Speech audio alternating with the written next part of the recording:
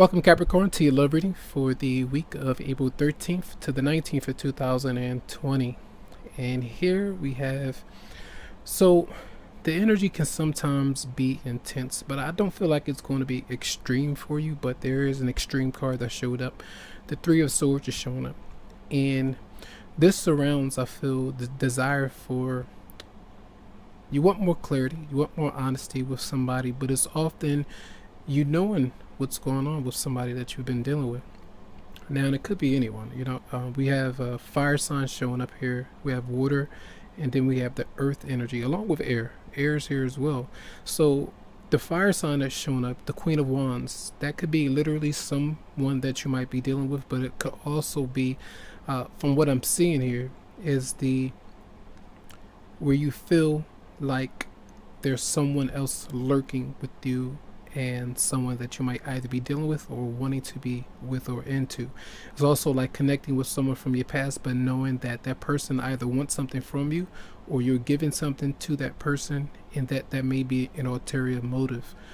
If we're going to give something or give things constantly to someone else and not really be on the receiving end of honesty and the emotional satisfaction or whatever that could come from a good connection, that might be something that someone is willing to take. And again, when you can see the Six of Pentacles is a person, male or female, giving to someone else, and it could be like an ex-partner or someone that's they might be romantically involved with.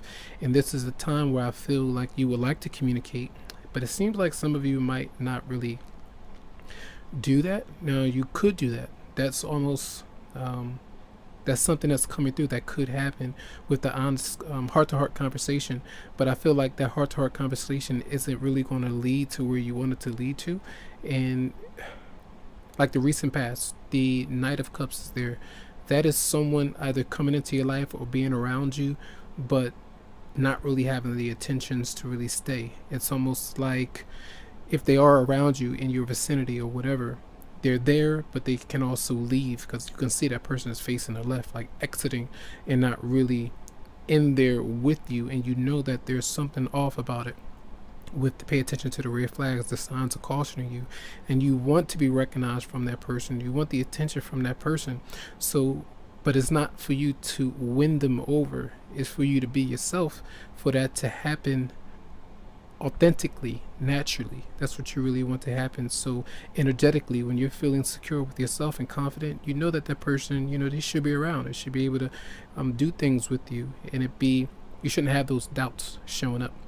But if something that's constant, when you feel like they're around energetically for you to connect with you physically, and that might be all, especially when the communication is an issue there. So the person coming towards you, they don't seem to be communicating. If they are, they're not letting you know really what's going on with you.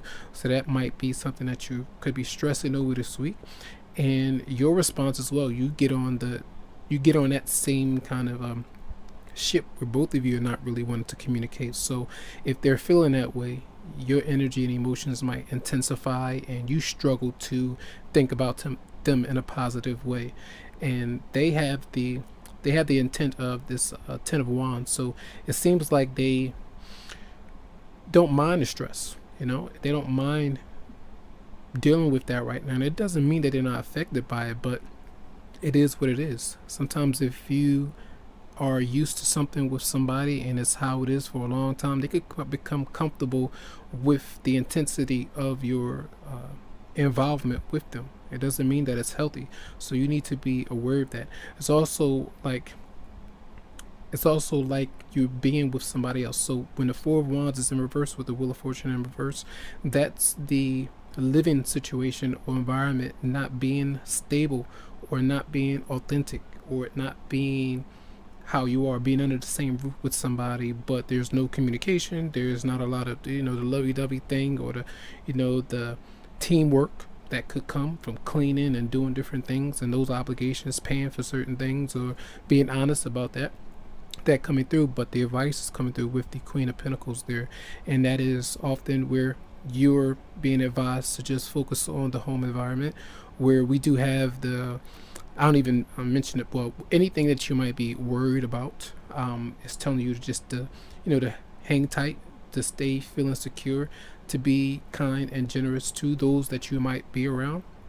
And it's usually stability where you don't make unnecessary changes right away. So this is telling you just to contemplate your situation, I feel, because that person that you're dealing with, they don't seem to be wanting to communicate this week. So you don't have to force it, but when it's telling you to try to talk about those things, you can make that attempt, because what it seems to be, communication does seem to be missing, but it doesn't mean that you can't try to talk about those things or bring up those topics that could be sensitive in nature.